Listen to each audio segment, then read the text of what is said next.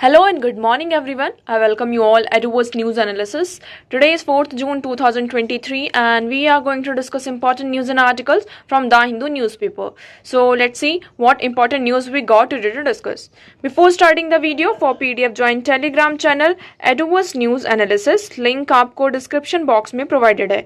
Make sure video को last तक देखें so that सारी important news आपकी यहाँ पर कवर हो. तो चलिए स्टार्ट करते हैं और देखते हैं आज हमें क्या क्या डिस्कस करना है. Now first article is Balasore railway tragedy toll rises to 288. Now अब यहाँ पर आज पूरे न्यूज़पेपर में देखेंगे जर्नलिस्ट जितनी भी हमारी न्यूज़ है किससे रिलेटेड है, हमारे जो उड़ीसा में आपका ये हादसा हुआ है. ठीक है, तो उड़ीसा में जो ट्रेजेडी हुई है इससे रिलेटेड ये पूरे आर्टिकल्स दिए हुए हैं. आप देखिए फर्स्ट फ्रंट पेज पर भी ये आर्टिकल है. नेक्स्ट पेज पर देखेंगे तो यहाँ पर फिर से यहाँ पे कैग की रिपोर्ट यहाँ पर आई है कि क्या क्या जो डीरेलमेंट्स है ना, तो डीरेलमेंट्स है यहाँ पे क्या क्या शॉर्टकमिंग्स है हमारे रेलवे स्टेशंस में, हमारा जो रेलवे डिपार्टमेंट में. तो इससे रिलेटेड यहाँ पे कैग की यहाँ पे रिपोर्ट 2017 में भी आ गई थी, बट उन चीजों पर क्या हुआ ध्यान नहीं दिया गया. हमारे जितने भी वर्ल्ड लीडर्स हैं यहाँ पर देखेंगे, जर्मन चांसलर ने उन्होंने ये कहा है कि I am deeply saddened by the train accident, my thoughts are with the victims, the injureds and their families. तो यहाँ पे जितने भी वर्ल्ड लीडर्स वो भी क्या कर रहे हैं, एक तरीके से कंडोल कर रहे हैं जो भी उड़ीसा का लॉस हुआ है. आप यहाँ पे वेरियस आर्टिकल्स देखेंगे. नेक्स्ट पेज पर भी देखेंगे तो green signals for the main line was taken of and train inter loop line probe reports. अब यहाँ पे रिपोर्ट्स आ रही है कि मतलब ये ट्रेजेडी हुई क्यों. तो हम इस ट्रेजेडी को समझने की कोशिश करते हैं कि यहाँ पर एक्चुअली हुआ क्या है. देखिए यहाँ पर क्या हुआ, 3 ट्रेन, आप सभी को पता है कि इतना तो नॉर्मली सभी को पता है कि जो 3 ट्रेन है वो आपस में क्या हो गई, कोलाइड हो गई हैं. अभी कोलाइड कैसे हुई उसके बारे में देखते हैं. तो आप इस मैप को देखेंगे, ये आपका क्या है बेंगलुरु, चेन्नई और ये हमारा कोलकाता यहाँ से आती है. और जो हमारा इंसिडेंट हुआ है, एक्सीडेंट कहाँ हुआ है, ये बालासोर उड़ीसा का ये जो एक डिस्ट्रिक्ट है बालासोर, यहाँ पर ये पूरा इंसिडेंट हुआ. अब यहाँ पे 2 ट्रेन है आपकी. कौन कौन से 2 ट्रेन है हम यहाँ पे बात करते हैं. कोरोमंडल एक्सप्रेस, तो आपकी यहाँ से कौन सी आ रही थी, कोरोमंडल ये एक्सप्रेस आ रही थी. और दूसरी यहाँ से ये जो बेंगलुरु से एक दूसरी ट्रेन निकल कर जा रही थी, कौन सी, हवाड़ सुपरफास्ट एक्सप्रेस. ठीक है, तो यहाँ से 2 ट्रेन आ रही थी. हमने यहाँ पर देखा कौन सी, ये कोरोमंडल एक्सप्रेस, ये इस साइड से आ रही थी. और जो हवाड़ सुपरफास्ट एक्सप्रेस है वो इस साइड से आ रही थी. अब ट्रेन लाइन में एक्चुअली क्या होता है, आपकी 2 लाइन्स होती हैं. एक होती है जो आपकी मेन लाइन होती है, इस तरीके की जो आपकी रेलवे ट्रैक होती है, तो यहाँ पर ये आपकी मेन लाइन होती है. और इसी मेन लाइन से लूप लाइन्स होती हैं, जैसे कि यहाँ से ये लूप लाइन इस तरीके से निकल कर जाती है ट्रेन से, ये इस तरीके से. ओके और ये हर साइड होती है, मतलब कि ये अकॉर्डिंग टू रेलवे स्टेशन आपका कितना बड़ा है तो उसके अकॉर्डिंग ये लूप लाइन होती है. और फिर ये बाद में जाकर जो आपकी मेन लाइन होती है उसी से जाकर यहाँ पे ये मिल जाती है इस तरीके से. ठीक है, तो ये यहाँ पर ऐसे जाकर लूप लाइन जो होती है मेन लाइन से मिल जाती है. अब ये इंसिडेंट्स कैसे हुआ इसके बारे में देखते हैं.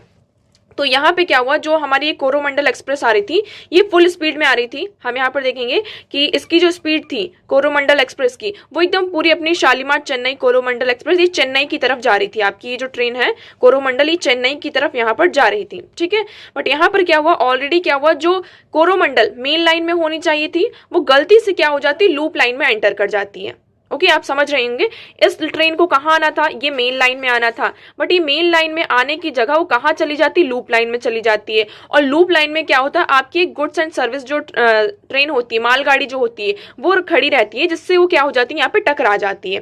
टकराने के कारण क्या होती है, कोलाइड हो जाती है आपस में. तो यहाँ पे पहले तो ये एक एक्सीडेंट हो जाता है, पहली चीज ये. और फिर जब दूसरी ट्रेन आपकी जो बेंगलुरु से यहाँ पर आ रही थी, होवार्ड सुपरफास्ट एक्सप्रेस जो आ रही थी वो तो मेन लाइन में ही थी, बट यहाँ पे ऑलरेडी क्या हो चुका था, एक्सीडेंट हो चुका था. और जब ये ट्रेन पूरी स्पीड से आती है तो ये क्या होती है, इस एक्सीडेंट में ये भी यहाँ पर कोलाइड हो जाती है.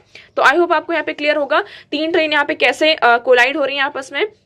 तो पहले हमने क्या देखा, जो कोरोमंडल यहाँ पे ट्रेन आ रही थी, जब ये बालासोर डिस्ट्रिक्ट में, उड़ीसा के बालासोर डिस्ट्रिक्ट में ये एंटर करती है तो वो अपनी मेन लाइन से हटकर कहाँ आ जाती है, लूप लाइन में आ जाती है. लूप लाइन में क्या होती है, आपकी मालगाड़ी खड़ी होती है, मालगाड़ी जो आपकी गुड्स ट्रेन होती है वो यहाँ पर रहती है, जिसकी वजह से क्या होती है वो उससे कोलाइड हो जाती है. यहाँ पर एक एक्सीडेंट हो जाता है, 7 बजे के आपके आसपास ये पूरा इंसिडेंट होता है. उसके बाद बेंगलुरु से आपकी सुपरफास्ट एक्सप्रेस ट्रेन आती है, तो वो भी क्या होती है, वो तो अपनी मेन लाइन में होती है, बट स्टिल यहाँ पर क्या होता है, जो एक्सीडेंट एक्सीडेंट हुआ होता है उससे यहाँ पर कोलाइड हो जाती है, जिसके कारण ये पूरा यहाँ पर इंसिडेंट होता है। अब यहाँ पे जो डेथ टोल बताया जा रहा है कि 300 से ज्यादा लोगों की यहाँ पे क्या होती है कि डेथ हो चुकी है।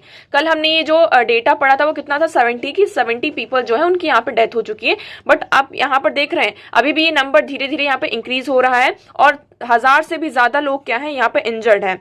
अब इस तरीके से आप ये पिक्चर में भी देख सकते हैं कि किस तरीके से ये जो रेलवे ट्रैक्स है ये यहाँ पर होता है, तो ये ऐसे टकरा जाती है, जो पूरे यहाँ पे ट्रेन के डब्बे होते हैं वो पूरे पलट जाते हैं। ओके, तो आई होप आपको यहाँ पे क्लियर होगा। अब देखिए रेलवे स्टेशन की बात कर रहे हैं, यहाँ पे जो इस तरीके के इंसिडेंट्स हैं इसको हम रोक मतलब ये कैसे रोक सकते हैं। क्वेश्चन आता है कि इस तरीके की चीजों को हम कैसे रोक सकते हैं। तो इंडिया में हम बात करें किसकी, कवच सिस्टम की, कि हम क्या करेंगे, कवच सिस्टम लेकर आएंगे। अभी कवच सिस्टम क्या है, और ये जो इंसिडेंट पूरी जो ट्रेजेडी हुई है इसमें ये भी बताया जा रहा है कि क्या है, ये ह्यूमन एरर है। तो इस ह्यूमन एरर को हम कैसे रोक सकते हैं फ्यूचर में हम बात करते हैं। इससे पहले यहाँ पर कब हुआ था ये इंसिडेंट की अगर हम बात करते हैं तो इसी तरीके का एक इंसिडेंट आपको देखने को मिलता है कहाँ, उत्तर प्रदेश में 1995 में होता है, जब 3 ट्रेन आपस में क्या होती है, यहाँ पर टकराती हैं, आपस में कोलाइड होती हैं। कब, 1995 में यूपी में होता है ये पूरा इंसिडेंट। ठीक है, इसी तरीके का सेम इंसिडेंस।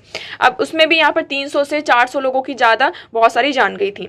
अब कवच सिस्टम की बात करते हैं कि हमें क्या करना चाहिए, इंडिया में अब कवच सिस्टम को लेकर आना चाहिए। कवच सिस्टम क्या है, इसकी देखिए लास्ट ईयर टेस्टिंग भी की गई थी और टेस्टिंग इसकी सक्सेसफुल भी रही है। कवच सिस्टम की बात करते हैं तो ये क्या है, India's own automatic protection system which is developed in since 2012। ये इंडिया का ऑटोमेटिक प्रोटेक्शन सिस्टम है ट्रेन के लिए, इसे 2012 से डेवलप किया जा रहा है under the train collision avoidance system TCAS। तो ये क्या है, आपका train collision avoidance system which got restaurant कवच और आर्म। तो यहाँ पे क्या हो रहा है कि जो इस तरीके की ट्रेन कोलाइड होती हैं तो इससे बचने के लिए, इसको अवॉइड करने के लिए हम क्या लेकर आए, कवच सिस्टम लेकर आए हैं। इसमें क्या होगा, एक इलेक्ट्रॉनिक डिवाइस जो आपकी ट्रैक्स हैं, जैसे कि आपकी रेलवे ट्रैक्स हैं, ठीक है, तो यहां पर क्या होगा, एक इलेक्ट्रॉनिक डिवाइस को क्या किया जाएगा, सेट किया जाएगा। अब जैसे 2 ट्रेन आपस में आ रही हैं, आपका ये एक ही रेलवे ट्रैक है, ये एक रेलवे ट्रैक है, यहां से एक ट्रेन आ रही है, जस्ट एग्जांपल ये एक ट्रेन आ रही है और दूसरी ट्रेन यहां से आ रही है, ठीक है। और ये जो ट्रैक है इसमें क्या लगाया गया है, आपके एक डिवाइस जो रेडियो फ्रीक्वेंसी आइडेंटिफिकेशन जो डिवाइस है उसको इंस्टॉल किया गया है यहाँ पर।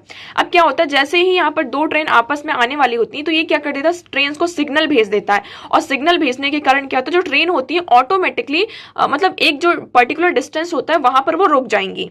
मतलब ये जो सिस्टम अगर आता है तो इसमें क्या होता है, ट्रैक पर डिवाइस लगाया जाएगा, ये रेडियो फ्रीक्वेंसी आइडेंटिफिकेशन डिवाइस है, इंस्टॉल किया जाएगा, जो कि ट्रैक पर इंस्टॉल किया जाएगा। इससे क्या होगा, ये ट्रेन को सिग्नल मिल जाएगा और ट्रेन ऑटोमेटिकली क्या हो जाएंगी, अपनी जो ट्रेन है मतलब कि एक पर्टिकुलर डिस्टेंस पर वो वहां पर रुक जाएंगी, जिससे क्या कर सकते हैं, जो कोलिजन होता है ट्रेन का उसको हम रोक सकते हैं। ठीक है, तो देखेंगे they connect to each using ultra high radio frequencies to control the brakes of trains and also alert drivers all based on logic program into the them. तो यहाँ पर क्या है, ट्रेन में जो ब्रेक्स हैं उसको यहाँ पे पूरी फ्रीक्वेंसी मिल जाएगी, इवन ड्राइवर्स भी क्या हो जाएंगे, अलर्ट हो जाएंगे।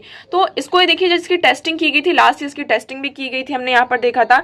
इसको यहाँ पर बात की जा रही है, The current from Kavach adheres to highest level of safety and reliability standard called safety integrity level। तो यहाँ पर पूरी जो सेफ्टी उसको इंश्योर भी किया जा रहा है।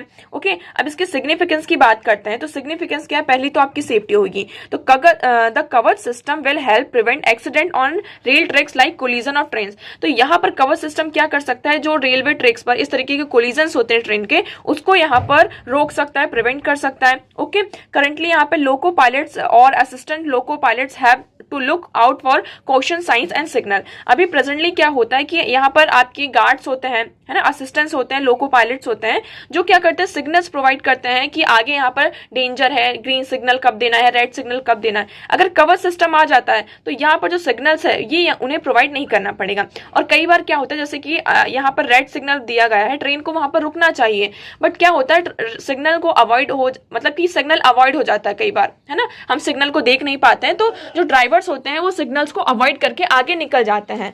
तो इस केस पर यहाँ पर अगर कवच सिस्टम आ जाता है आपका, तो यहाँ पर ये जो सिग्नल्स, यहाँ पे अवॉइडेंस होता है सिग्नल्स का, उसको भी यहाँ पर क्या होगा, ट्रेन ऑटोमेटिकली क्या हो जाएगी, सामने अलर्ट हो जाएगी। इसका जो कॉस्ट है ये इंडिजीनियसली क्या किया गया, इंडिया में इंडिजीनियसली इसे डेवलप किया गया है। अगर हम अमेरिका की बात करते हैं, यूके की बात करते हैं, यूएस की बात करते हैं, अदर कंट्रीज की बात करते हैं, तो वहां पर इसका जो कॉस्ट होता है बहुत ज्यादा होता है। मतलब इसको जो डेवलपमेंट किया गया है कवच सिस्टम का इंडिया में, तो इंडिया में 50 लाख पर किलोमीटर को ऑपरेट करने के लिए, मतलब कि पर किलोमीटर को ऑपरेट करने के लिए हमें सिर्फ कितने 50 लाख रुपीज लग रहे हैं। और अगर हम अदर कंट्रीज की बात करते हैं तो वहां पर वर्ल्ड वाइड 2 करोड़ रुपीज लग रहे हैं। तो आप देख सकते हैं कि कितना, अगर ये सिस्टम आ जाता है, अभी ये सिस्टम आया नहीं है, आपको ये याद रखना है कि अभी ये आया नहीं है, अगर आता तो इस तरीके के जो इंसिडेंसेस है अभी हम देख रहे हैं वो हमें यहाँ पर नहीं देखने को मिलते हैं। तो वर्ल्ड वाइड की बात करते हैं तो ये एकदम चीपेस्ट आपके लिए यहाँ पर देखिएगा। It will also include stationary equipment to gather signalling inputs, relay them central system to enable seamless communication with the train crew and station. यहाँ पर क्या किया जाएगा, स्टेशनरी इक्विपमेंट्स को भी इंक्लूड किया जाएगा, जिससे क्या करेंगे, जो भी सिग्नल्स होंगे, इनपुट सिग्नल्स, वो सेंट्रल सिस्टम्स होंगे, उनको गैदर किया जाएगा। और जो क्रू स्टेशंस हैं, स्टेशन मास्टर्स होते हैं, जो क्रू होता है, ट्रेन के जो क्रूज होते हैं, उनके साथ कम्युनिकेट पूरा किया जाएगा।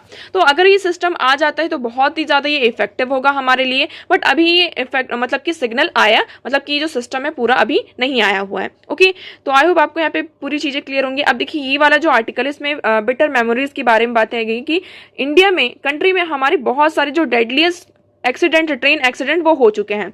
1964 में एक बार हुआ था, the Pamban passenger train washed away by the cyclone killing over 126। तो यहाँ पे साइक्लोन के कारण क्या होता है, जो एक पैसेंजर ट्रेन होती है वो यहाँ पर उसमें इंसिडेंस होता है जिसमें 126 लोगों की यहाँ पे डेथ हो जाती है। 1981 में भी यहाँ पर होता है, जो ट्रेन होती है वो बागमती जो रिवर है बिहार में, उसमें यहाँ पे गिर जाती है, जिसके कारण यहाँ पे 750 लोगों की जान जाती है। तो आप यहाँ पर देख सकते हैं कि जो ट्रेन एक्सीडेंट्स होते हैं इसके कारण कितने ज्यादा लोगों की जान अब तक जा चुकी है। 1995 में हम बात करते हैं कि हमने क्या देखा, Purushottam Express collide with the stationary Kalindini Express near Firozabad killing 305। तो यहाँ पे हमने अभी जो यूपी की बात करी थी, यहाँ पे 3 ट्रेन आपस में कोलाइड होती है जिसमें 305 लोगों की जान जाती है। 1999 में फिर से ये इंसिडेंट होता है, Assam express and Gaisal station in West Bengal, जिसमें 285 पीपल्स की यहाँ पे जान जाती है। 1998 में आपका ये पूरा इंसिडेंट होता है कब, जिसमें Jammu Tawi Sealdah Express collided with rail coaches of Frontier Golden Temple Mail in Punjab Khanna killing 212 people. तो यहाँ पर 212 लोगों की जान जाती है। तो यहाँ पर हम 2002 में होता है, 2010 में और 2016 में इस तरीके के हमें डेडलीस्ट, जिसमें यहाँ पर मतलब जो आंकड़ा है आपका, जो डेटा है वो 100 को क्रॉस कर रहा है। आप यहाँ पर देख सकते हैं। सबसे हम बात कर रहे हैं कि इसमें जो बागमती रिवर में जो ट्रेन गिरती है जिसके कारण यहाँ पे 750 लोगों की जान जाती है। अभी देखते हैं फर्दर इसमें सारी जो रेस्क्यू ऑपरेशन चल रहा है आगे हमारे लिए क्या निकल कर आता है। ओके, नाउ नेक्स्ट मूव करते हैं। Next article is government bans 14 combination drug after panel flag risk question efficacy. अब यहाँ पे क्या हुआ है, जो गवर्नमेंट है उन्होंने क्या किया, जो 14 आपके फिक्स डोज कॉम्बिनेशन होते हैं, एफडीजीज इन्हें बोला जाता है, मेडिसिन में ये पाया जाता है, तो इन्हें कहा गया कि lack of theoretical relevance has been banned by the union government through the gazette notification issued over this weekend। तो यहाँ पर एक नोटिफिकेशन इशू किया गया है जिसके कारण ये बताया गया कि कुछ मेडिसिन ऐसी होती है जिसको हम लेते हैं किस टाइम पर, कफ के लिए लेते हैं, फीवर इन्फेक्शन होता है, तो इसमें ये मेडिसिन का ज़्यादा से ज़्यादा हम यूज़ करते हैं। बट यहाँ पर इसका जो कॉम्बिनेशन देखा गया, ये जो मेडिसिन थी आपकी, जो ये टैबलेट्स हम ड्रग्स यूज़ करते थे, तो इसका जो कॉम्बिनेशन देखा गया वो जस्टिफिकेशन नहीं बताया। मतलब कि अगर ह्यूमन बींग्स में इसकी बहुत ज़्यादा हाई रिस्क इन्वॉल्व है, जिसके कारण यहाँ पे गवर्नमेंट ने क्या किया है, ये जो कॉम्बिनेशन है 14 कॉम्बिनेशन बताए गए हैं उसे यहाँ पर बैन कर दिया गया है। ओके, तो इसमें बात की गई किसकी, एफिकेसी की बात की गई है कि इतने ज्यादा इफेक्टिव नहीं है। हाँ, आपको शॉर्ट पीरियड ऑफ टाइम के लिए यहाँ पर इसका इफेक्ट देखने को मिल सकता है, बट इन फ्यूचर इसमें हाई रिस्क इन्वॉल्व है ह्यूमन बींग्स में, जिसके कारण हम क्या कर रहे हैं, ये जो मेडिसिन है जिसको हम कफ, फीवर और इन्फेक्शन के लिए यूज करते हैं, इसका जो सेल और डिस्ट्रीब्यूशन है उसको हम यहाँ पे क्या करें, उसकी मैन्युफैक्चरिंग को प्रोहिबिट कर दिया गया है। ओके, नाउ नेक्स्ट मूव करते हैं। Next article is India urges G20 countries to join vaccine research initiative to tackle inequity. अब यहाँ पर क्या है, G20 की समिट होने वाली है और आप सभी को पता है G20 की जो प्रेसिडेंसी है इस टाइम पर किसके पास है, इंडिया के पास है। तो यहाँ पे वेरियस इनिशिएटिव्स लिए जा रहे हैं कि हमें, मतलब कि G20 एक बहुत बड़ा प्लेटफॉर्म है और यहाँ पर हमने अभी तक बहुत सारी चीजें देख ली, जैसे कि पेंडेमिक आया, ओके, यहाँ पर अभी रशिया यूक्रेन वॉर चल रहा है, तो इस तरीके की चीज़ों को, क्लाइमेट चेंज हो रहा है, आपका फूड इनसिक्योरिटी हो रही है, तो इन तरीके की चीज़ों को रोकने के लिए हम क्या कर सकते हैं। तो अभी यहाँ पे इंडिया ने क्या किया है, G20 कंट्रीज से ये अर्ज किया है कि हमें क्या करना चाहिए, एक जॉइंट वैक्सीन रिसर्च इनिशिएटिव लेकर आना चाहिए। क्योंकि देखिए कोविड-19 के कारण ये जो पेंडेमिक आया है, इसने एक्सपोज किया है क्या, acute inequity in vaccine development and access. तो यहाँ पर क्या हुआ है कि कोविड-19 पेंडेमिक ने हमें ये बता दिया कि हमारे पास क्या है, वैक्सीन इतना ज़्यादा डेवलपमेंट नहीं है, और अगर उसका डेवलपमेंट भी हो रहा है तो लोगों को उसकी एक्सेस नहीं मिल पा रही है। तो यहाँ पर इंडियन गवर्नमेंट ने ये अर्ज किया है कि जितनी भी यहाँ पे leading global non profit conveys हैं और G20 की कंट्रीज हैं, उनके साथ हम क्या कर सकते हैं, एक जॉइंट वैक्सीन रिसर्च इनिशिएटिव लेकर आ सकते हैं कि इन फ्यूचर आगे मतलब इस तरीके के पैथोजेंस जो है इमर्ज होते ही रहेंगे, तो उनसे हम किस तरीके से बच सकते हैं। इनकी सीवियरिटी को देखते हुए इस तरीके जो प्लेटफॉर्म्स है, तो यहाँ पे कोलैबोरेशन किया जा सकता है, रिसर्च गवर्नमेंट रिसर्च करके, और जो जितने भी ऑर्गेनाइजेशन है, फार्मास्यूटिकल कंपनीज हैं, तो जितने अदर स्टेक होल्डर्स हैं, तो इनके साथ हम रिसर्च कर सकते हैं। और इस तरीके के जो पैथोजेंस है, कोविड-19 पेंडेमिक आया, इन फ्यूचर और कौन पेंडेमिक आता है हमें नहीं पता है, तो इनसे हम मिलकर साथ में क्या कर सकते हैं, एक वैक्सीन रिसर्च प्रोग्राम इनिशिएटिव लेकर आया जा सकता है। ओके, नाउ नेक्स्ट मूव करते हैं। Next article is Indonesia proposes peace plan to end war between Russia and Ukraine. अब इंडोनेशिया ने क्या किया है, पीस प्लान प्रपोज किया कि हम क्या करें, ये रशिया और यूक्रेन का जो वॉर चल रहा है इसको रोकें। बट यूक्रेन ने क्या किया है, यूक्रेन की जो डिफेंस मिनिस्टर है उन्होंने इस पीस प्लान को क्या कर दिया है, कैंसिल कर दिया है, डिसमिस कर दिया है। उन्होंने ये कहा कि it sounds like a Russian plan not Indonesian plan. तो लेकर कौन आ रहा है, ये पीस प्लान इंडोनेशिया लेकर आया है, बट यूक्रेन ने ये कहते हुए इसको मना कर दिया कि ये जो प्लान लग रहा है कैसा लग रहा है, एक रशियन प्लान लग रहा है, ना कि इंडोनेशियन प्लान लग रहा है। ओके, अब देखिए इसमें हम इंडोनेशिया की आपकी लोकेशन इंपॉर्टेंट हो जाती है। ये आपका वर्ल्ड का मैप है, आप सभी को पता है, ये क्या आपका साउथ यूएसए आपका ये पूरा इधर आ जाता है, ये अफ्रीकन कॉन्टिनेंट है, ये आपका एशिया कॉन्टिनेंट है, और ये ऑस्ट्रेलिया आ गया। ठीक है, तो ये इंडियन ओशन में आप देखेंगे ये पैसिफिक ओशन है, और ये आपका इंडियन ओशन है। तो यहाँ पर आप देखेंगे क्या, ये इंडोनेशिया, इंडोनेशिया क्या है, एक आइलैंड नेशन है। तो यहाँ पर देखेंगे वेरियस जो आइलैंड नेशंस हैं वो एक साथ मिला के क्या बनाते हैं, आपका इंडोनेशिया बनाते हैं। तो देखिए यहाँ पे आपका सिंगापुर भी आता है, बुरेनी आता है, मलेशिया आता है, मलेशिया के साथ यहाँ पर आपका ये बॉर्डर लग जाता है। ओके, यहाँ पे ईस्ट टाइमर, पापुआ न्यू गिना भी आता है, और ये ऑस्ट्रेलिया। ओके, यहाँ पे थाईलैंड है, वियतनाम है, फिलीपींस है, कंबोडिया। तो ये आपका यहाँ पे इंडोनेशिया आता है। तो इंडोनेशिया ने प्रपोज किया कि हम पीस प्लान लेकर आते हैं। ठीक है, कि क्योंकि बहुत ज्यादा चाइना ने भी यहाँ पे मेडिएट किया कि हम पीस प्लान लेकर आएंगे, बट अभी तक कोई भी इसका इफेक्टिव रिजल्ट सामने हमारे नहीं आ रहा है। नेक्स्ट मूव करते हैं, नाउ साइंस वाले सेक्शन में आते हैं। अब यहाँ पर क्या आ रहा है, पहला आर्टिकल है science related, genetic changes power H5N1 virus spread severity in animals. अब आप सभी को पता है H5N1 वायरस, ओके, ये किस में हो रहा है, एक ये एवियन इन्फ्लुएंजा है, मतलब जो आपकी बर्ड्स होती हैं उनमें ये जो वायरस है बहुत ही ज्यादा स्प्रेड हो रहा है, जिसके कारण जो बहुत सारी जो बर्ड्स हैं उनकी यहाँ पे डेथ हो रही है। इसकी जो मॉर्टेलिटी रेट है इस वायरस की बहुत ज्यादा क्या है, हाई है। बट ये जो वायरस है इसका हम वैक्सीन, इसका कोई इलाज क्यों सामने नहीं आ रहा है, क्यों नहीं आ रहा है, इसका रीजन ये है कि इसमें जेनेटिक चेंजेस हो रहे हैं।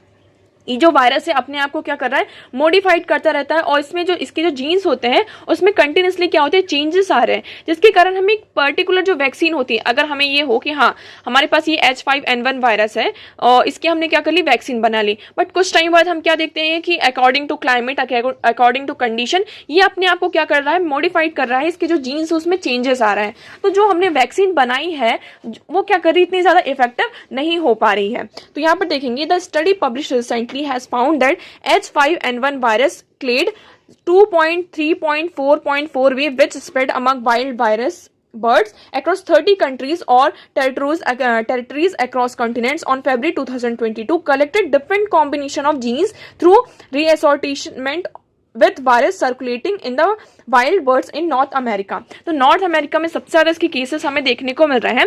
अब देखिए ये जो H5N1 वायरस है, इसको जब ये जितनी भी बर्ड्स में ये स्प्रेड हुआ ये वायरस, तो उसका क्या किया गया, जीन्स निकाला गया, जो उसके जीन्स थे उसको यहाँ पे आइडेंटिफाई किया गया। तो हमने क्या देखा कि जितने भी यहाँ पे वायरस थे H5N1 वायरस के, तो उसमें अलग अलग डिफरेंट कॉम्बिनेशन के हमें जीन्स देखने को मिलते हैं। ठीक है, जो ये मतलब नॉर्थ अमेरिका में जितने भी वर्ड्स में ये पूरा फैला हुआ है, तो उसमें हमें अलग अलग जीन्स यहाँ पे हमें देखने को मिलते हैं। और इसकी जो सीवरिटी है इस जीन्स की, इस वायरस की, बहुत ज़्यादा क्या है, हाई है, जिसमें एक तरीके से क्या होता है कि ये जो मैमल्स होते हैं उसकी जो न्यूरोलॉजिकल इन्वॉल्वमेंट है उसको डैमेज करता है, जिसके कारण यहाँ पे अल्टीमेटली किसको लीड करता है, ये डेथ को लीड करता है। तो यहाँ पे बहुत ज़्यादा जेनेटिक चेंजेस हो रहे हैं। इसकी जो H5N1 वायरस की जेनेटिक चेंजेस की पावर बहुत ज़्यादा हाई है, जिसके कारण यहाँ पर हमें सीवरिटी भी हाई देखने को मिल रही है। और इसका एक कारगर हम जो कह रहे हैं, जो वैक्सीन है, वो हम सामने इसको प्रोड्यूस नहीं कर पा रहे हैं। ओके, नेक्स्ट मूव करते हैं। Next article is increase rainfall alone will not help ground water recovery. अब यहाँ पर किसकी बात हो रही कि अगर रेनफॉल यहाँ पर इंक्रीज होती है, यहाँ पर बारिश अगर ज़्यादा होती है, बट जो ग्राउंड वाटर है उसकी रिकवरी हम फिर भी नहीं कर सकते हैं। क्यों नहीं कर सकते, इसके कुछ रीजंस है। अब आज के टाइम पे इंडिया का आप सभी को पता है कि हम क्या करते हैं, इरिगेशन के लिए किसका यूज़ करते हैं, ग्राउंड वाटर जो वाटर है उसका यूज़ करते हैं। ग्राउंड वाटर का हम बहुत ज़्यादा यूज़ करते हैं, किसके, हमारे इरिगेशन पर्पज़ के लिए। इरिगेशन आपका जो एग्रीकल्चरल लैंड है वहाँ पर इरिगेशन के लिए करते हैं। ठीक है, अब ग्लोबल वार्मिंग हो रही है, वार्मिंग हो ही रही है, क्लाइमेट चेंज हो ही रहा है। इसके कारण यहाँ पे हमें क्या देखने को मिलता है, फ्रिक्वेंट यहाँ पे फ्लड्स देखने को मिलते हैं, डॉट देखने को मिलता है, सूखा पड़ जाता है। ठीक है, और ज़्यादा से ज़्यादा हम किसका यूज़ कर रहे हैं कि ग्राउंड वाटर का हम जैसे कि सूखा पड़ा तो हमने क्या किया, ग्राउंड वाटर का यूज़ किया, किसके लिए, हमारे एग्रीकल्चर पर्पज़ के लिए। बट धीरे धीरे क्या हो रहा है, जो ग्राउंड वाटर है उसका भी लेवल धीरे धीरे यहाँ पे क्या हो रहा है, कम हो रहा है। अब ग्राउंड वाटर है, इसकी रिकवरी कैसे की जाए, तो बारिश होगी तो ये कहा जाता है कि बारिश हो रही है तो ग्राउंड वाटर की क्या हो सकती है, रिकवरी हो सकती है। बट बारिश जो है अकेले, यहाँ पे कहा है कि rainfall alone will not help ground water recovery. तो आप यहाँ पर देखेंगे, increase rainfall can only help recover about 50% on ground water lost in last 2 decades. यहाँ पर जो इंक्रीज रेनफॉल हुआ है वो सिर्फ कितना रिकवर कर सकता है, हमारा 50% ऑफ ग्राउंड वाटर यहाँ पर जो लास्ट 2 डिकेड्स में हमने इसको लॉस किया है उसकी रिकवरी कर सकते हैं। Between 2002 and 2022 about 95% of Indian ground water depletion occurred in north India. यहाँ पर 2002 से लेकर 2022 की बात की जा रही है, तो अब तक कितना ग्राउंड वाटर कितना डिप्लेशन हो चुका है, 95% जो इंडिया का ग्राउंड वाटर है उसका डिप्लेशन मतलब कि खत्म एक तरीके से हो चुका है, हमने इतना ज़्यादा पानी यूज़ कर चुका है। इसके जो रीजंस क्या है, वार्मिंग क्या है, warming climate will increase the frequency of flood and droughts. अब यहाँ पे जो हमारा क्लाइमेट चेंज हो रहा है, देखिए गर्मी के टाइम में बारिश हो रही है, बारिश के टाइम पे जब बारिश होनी चाहिए तो बारिश नहीं हो रही है, ठंड के टाइम में आपकी बारिश हो रही है, जो आपका विंटर सीजन में एक पर्टिकुलर टेम्परेचर होना चाहिए वो भी क्या हो रहा है, नहीं है। तो इस तरीके की चीज़ों के कारण क्या हो रहा है, फ्लड आ रहा है, आपका डॉट आ रहा है। समर मानसून, यहाँ पर समर रेनफॉल हो रही है which is projected to increase by 6 to 8% can help recover the lost ground water. अब यहाँ पे जो समर मानसून रेनफॉल हो रही है इससे ये प्रोजेक्ट किया जा रहा है कि हम 6 to 8% क्या कर सकते हैं, जो ग्राउंड वाटर है उसकी रिकवरी की जा सकती है। But alone ground water, alone जो rainfall can not meet the demand, जो हमें पर्टिकुलर एक ग्राउंड वाटर रिकवरी चाहिए, पर्टिकुलर हमें ग्राउंड वाटर का डिस्चार्ज चाहिए, उससे हम मीट नहीं कर सकते। इसके लिए हमें क्या करना होगा, जो हम इंसफिशिएंट मतलब कि जितना ज़्यादा ही ग्राउंड वाटर का हम यूज़ करते हैं उसे हमें कम करना होगा। और उसके साथ साथ जो रेनफॉल है, दोनों चीज़ें जब साथ में आएंगी तभी हम क्या कर सकते हैं, जो ग्राउंड वाटर है उसको उसकी रिकवरी की जा सकती है। ओके, नाउ नेक्स्ट मूव करते हैं। Next article is study reveals butterflies biogeographical origin. अब यहाँ पे बटरफ्लाइज के ऊपर क्या हो रही है, एक स्टडी हो रही है और इस स्टडी से पता चलता है कि जो बटरफ्लाइज है इसका ओरिजिन कहाँ हुआ है। मतलब हर एक स्पीशीज का एक पर्टिकुलर स्पेस होता है, प्लेस होता है कि जहाँ से उसकी ओरिजिन होती है। तो यहाँ पे स्टडी ने रिवील किया है, तो यहाँ पर हम देखेंगे, according to study publish recently in journal nature ecology and evolution, butterfly originated in Americas about 100 million years ago. यहाँ पर एक स्टडी आई है, उस स्टडी में ये पता चला कि जो बटरफ्लाइज है वो कहाँ ओरिजिन हुई है, अमेरिका में हुई है 100 मिलियन ईयर्स अगो। मतलब कि मतलब कि आपके 100 मिलियन ईयर अगो पहले यहाँ पर अमेरिका में बटरफ्लाई की ओरिजिन होती है। यहाँ पर कैसे पता चला, उनके जो वेरियस जीनोमी सिक्वेंसी की गई है, यहाँ पर पूरी फेनोलॉजी को, स्पीशीज जो ट्रीज हैं इसका रिकंस्ट्रक्शन किया गया, उनके जीन्स की स्टडी की गई, उनका जो मॉलिकुलर क्लॉक है उसके बारे में पूरी स्टडी की गई, जिसके कारण इसका जो ओरिजिन है बटरफ्लाइज का उसको यहाँ पे बताया गया। अब यहाँ पे ये होता है कि जब इसकी ओरिजिन अमेरिका में हुई तो ये यहाँ पर एशिया में कैसे आई, आपके ऑस्ट्रेलिया में कैसे आ गई, अफ्रीकन रीजन है यहाँ पर कैसे आई, तो इसके कुछ रीजंस बताए गए हैं कि देखिए जो बटरफ्लाइज हैं वो कैसे, there is no adaptive reason for butterflies to originate in North America. यहाँ पर कोई रीजन नहीं है कि मतलब कोई ऐसा पर्टिकुलर क्लाइमेट नहीं है नॉर्थ अमेरिका की कि जिससे कि हम ये कह सके कि हाँ बटरफ्लाई इसलिए वहां पर उसका ओरिजिन हुआ है। यहाँ पर देखा, we study 19,000 butterfly species across different genera, covered 90% of all genera. तो यहाँ पे 19,000 डिफरेंट बटरफ्लाइज की हमें स्पीशीज देखने को मिलती हैं। इनका जो पिन पॉइंट ओरिजिन कहाँ बताया जा रहा है, अमेरिका में बताया जा रहा है। ठीक है, अब धीरे धीरे क्या होने लगी, बटरफ्लाई ये डिस्पर्स होने लगी। नॉर्थ अमेरिका से कहाँ जाती हैं, Europe, relatively quickly about 75 million years अगो। तो 100 मिलियन अगो इसका क्या बताया जा रहा है, ओरिजिन बताया जा रहा है। अब ये कहाँ से गई, अमेरिका से आपकी यूरोप में गई, कब, 75 मिलियन ईयर्स अगो। अमेरिका से यूरोप की तरफ आगे बढ़ती हैं। उसके बाद यहाँ पर हम देखते हैं कि नॉर्थ अमेरिका से कहाँ, एशिया की तरफ, एशिया की तरफ वो कब जाती हैं, 60 मिलियन ईयर अगो जाती हैं। तो मतलब हमने यहाँ पर देखा वो ट्रॉपिक से टेम्परेट रीजन की तरफ जाती हैं, फिर टेम्परेट से फिर से वो ट्रॉपिक की तरफ यहाँ पे डिस्पर्स होती रहती हैं। तो मतलब ये किसी भी कंडीशन में रह सकती हैं। तो इसका कोई भी रीजन ये नहीं बताया जा रहा है कि ये वो सिग्नल डायरेक्शन नहीं है, ये डिस्पर्स होती रहती है बटरफ्लाइज। तो इसमें सिर्फ हमारे लिए इतना ही है कि जो बटरफ्लाइज का ओरिजिन इसमें बताया गया है कहाँ, नॉर्थ अमेरिका में 100 ईयर्स अगो। ओके, और इनका जो डिस्पर्सन का रीजन है वो भी मतलब कि हमें इफेक्टिव नहीं इतना ज्यादा कि initially dispersal of butterfly from temperate to tropic region. अब नॉर्थ अमेरिका आप सभी को पता है टेम्परेट रीजन है, वहां का जो रीजन होता है कैसा, थोड़ा ठंडा होता है। तो हमने देखा टेम्परेट से वो कहाँ आती है, ट्रॉपिकल रीजन की तरफ आती है, जहाँ पे थोड़ी गर्मी होती है, जहाँ का रीजन थोड़ा वार्म होता है। उसके बाद हम क्या देखते हैं कि फिर से जो बटरफ्लाइज होती है ट्रॉपिक से कहाँ जाती है, टेम्परेट रीजन की तरफ जाती है। तो ये क्या है, बटरफ्लाइज में ये चेंजेस यहाँ पे सब्सिक्वेंटली ये इवॉल्व होती रहती हैं और एक प्लेस से दूसरे प्लेस में ये डिस्पर्स होती रहती हैं। ओके, नाउ नेक्स्ट मूव करते हैं। देखिए यहाँ पे छोटे छोटे स्नैपशॉट्स हैं, इनके बारे में देखते हैं। ये क्या है, self healing is multi layer soft electronic device. अब यहाँ पे क्या हुआ है कि जो पॉलीमर्स होते हैं, जैसे कि आपकी स्किन होती है, तो स्किन में अगर कोई स्क्रैचेस आ जाते हैं हमारी बॉडी में या फिर कुछ भी चोट लग जाती है, तो धीरे धीरे हम क्या देते हैं, स्किन जो होती है अपने आप ऑटोमेटिकली हील करने लगती है।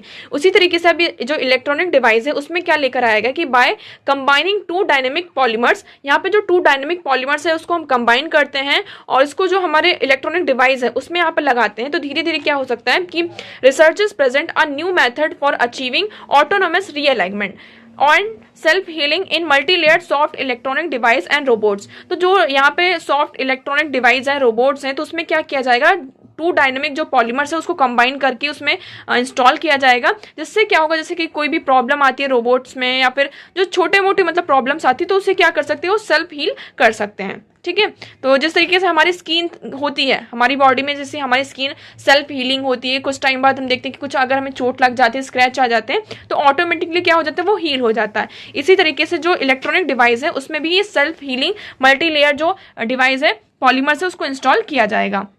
नेक्स्ट बात करते हैं, MRI data reveals connection between heart brain health. अब यहाँ पे MRI का एक डेटा आया है, उसमें उन्होंने ये कहा है कि यहाँ पे कनेक्शन है किसके बीच में, हार्ट के बीच में और हमारी ब्रेन के बीच में। ठीक है, तो multi organ MRI from over 40,000 UK biobank participant reveal the intertwined nature of heart and brain health. तो यहाँ पर 40,000 UK बायोबैंक का पार्टिसिपेशन था, उन्होंने ये रिवील किया क्या कि there is a connection between heart and brain. क्या कनेक्शन है कि देखिए अगर कोई आपको इम्प्लीकेशंस होते हैं, जो आपकी कार्डियोवास्कुलर डिसीजेस होती हैं, आपको हार्ट अटैक आता है, तो ये सारी इसकी जो इम्प्लीकेशंस है, इम्पैक्ट है, वो कहाँ से देखने को मिल सकते हैं, सेवरल ब्रेन डिसीजेस उससे हो सकते हैं। तो अगर आपको हार्ट में कोई प्रॉब्लम है तो उससे रिलेटेड हमें ब्रेन में भी आपको प्रॉब्लम देखने को मिल सकती है। और अगर आपको कोई मेंटल और कॉग्निटिव प्रॉब्लम है तो इससे क्या देखने को मिल सकता है कि जो कार्डियोवास्कुलर डिसीज होती हैं, इसके जो इंसिडेंसेस होते हैं उसके बहुत ज़्यादा हाई रेट हमें चांसेस देखने को मिल सकते हैं। अगर आपको मतलब कि एक तरीके से कोई मेंटल प्रॉब्लम है तो हमें यहाँ पर हार्ट की डिसीज देखने को मिल सकती है, कार्डियोवास्कुलर डिसीज देखने को मिल सकती है।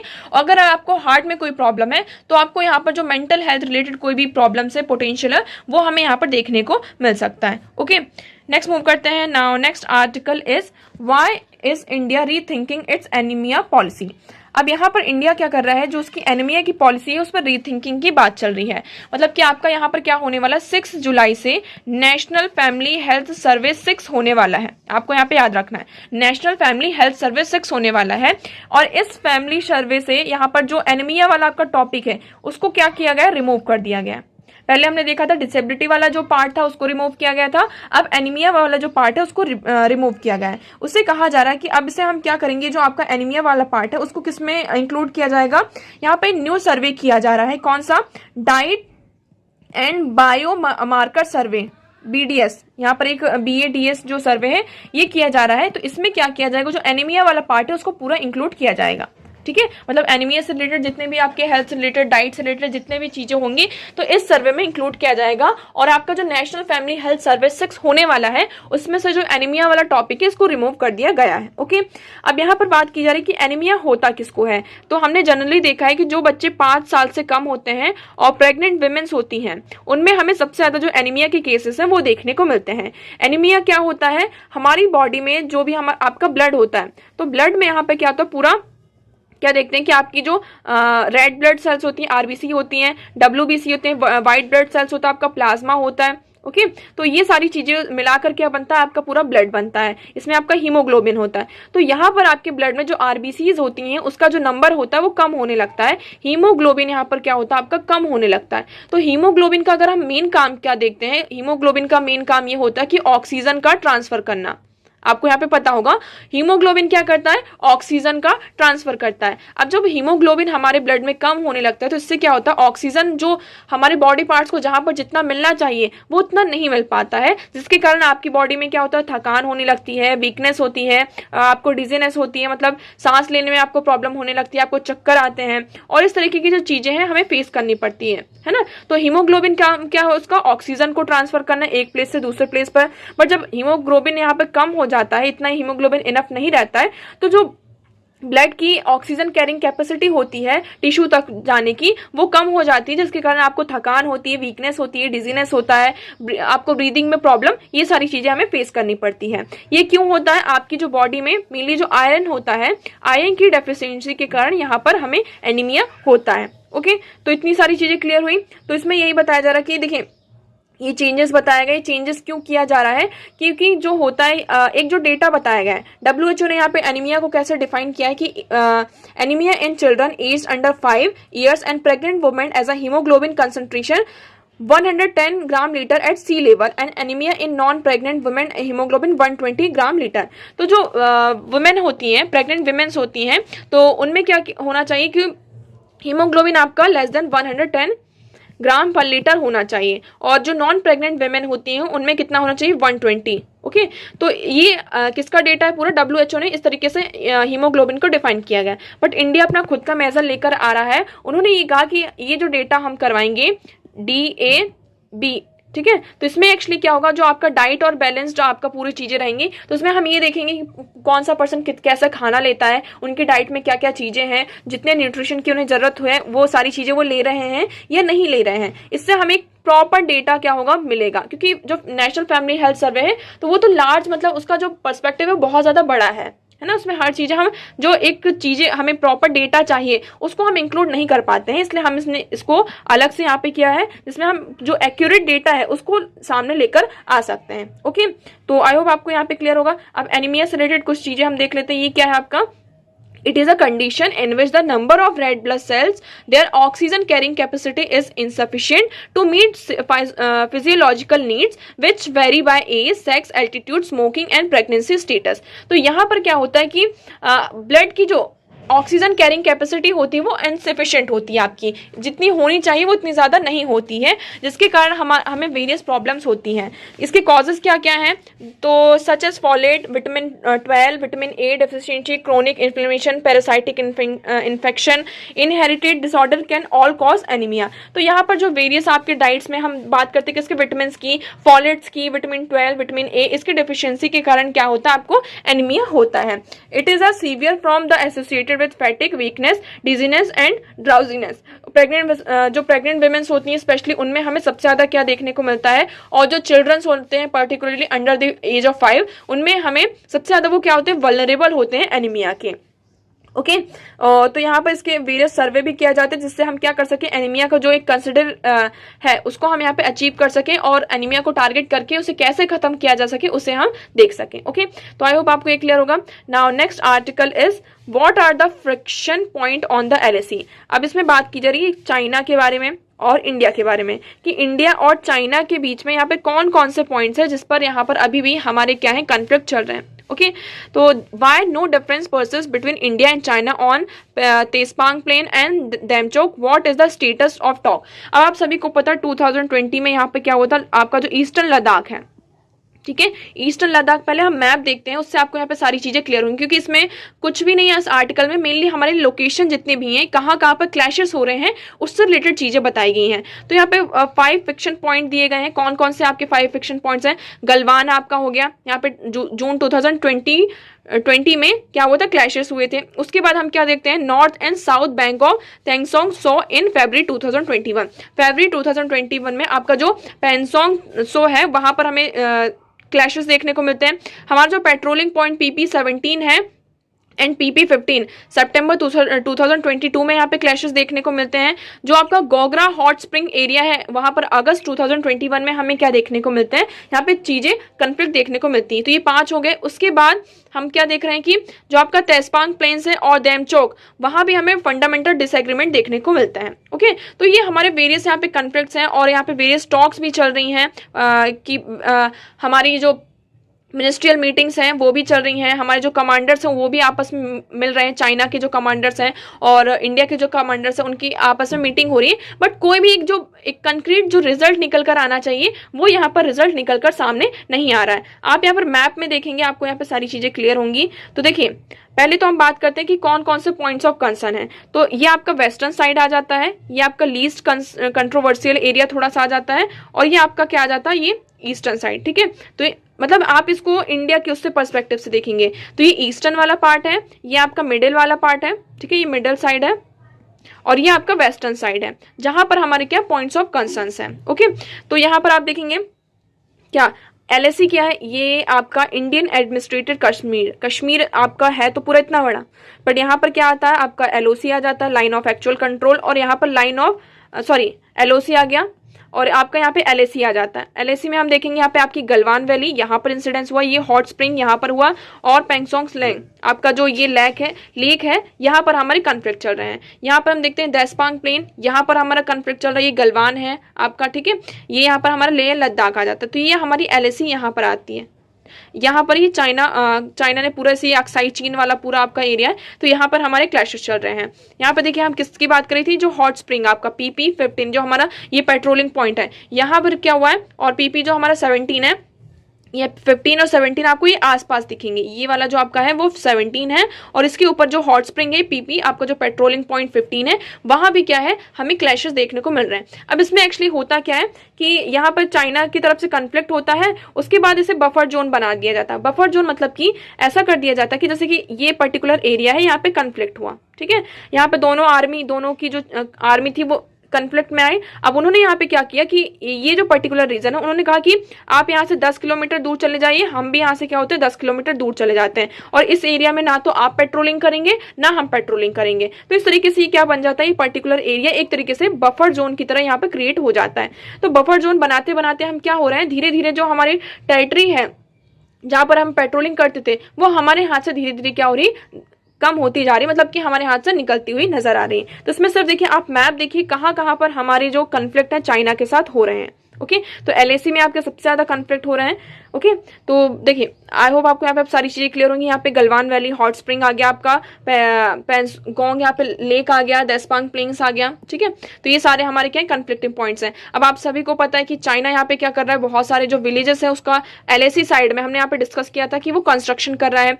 90 एंड 100 डेज में चाइना ने 400 to 500 जो विलेजेस है उसका यहाँ पे कंस्ट्रक्शन कर चुका है। इसी के चलते इंडिया भी क्या कर रहा है, इंडिया का वाइब्रेंट विलेज प्रोग्राम है, आप सभी को पता होगा VVP वाइब्रेंट विलेज प्रोग्राम, जिसमें हमने यहाँ पे बात करी कि जो बॉर्डर एरियाज हैं अरुणाचल प्रदेश में, वहां पर हम क्या करेंगे, डेवलपमेंट करेंगे, कंस्ट्रक्शन करेंगे। ओके तो देखिए इसमें अभी हमारे लिए इतनी इंपॉर्टेंट चीज है, यहाँ पे वेरियस टॉक्स हो रही हैं, बट इससे कोई कंक्रीट जो रिजल्ट है वो सामने निकल कर नहीं आ रहा है। ओके तो आई होप आपको अब सारी चीजें क्लियर होंगी।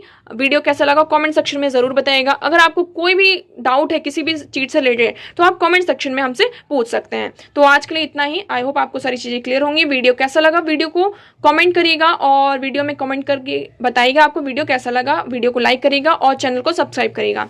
So that's for all today. Thank you so much for discussion.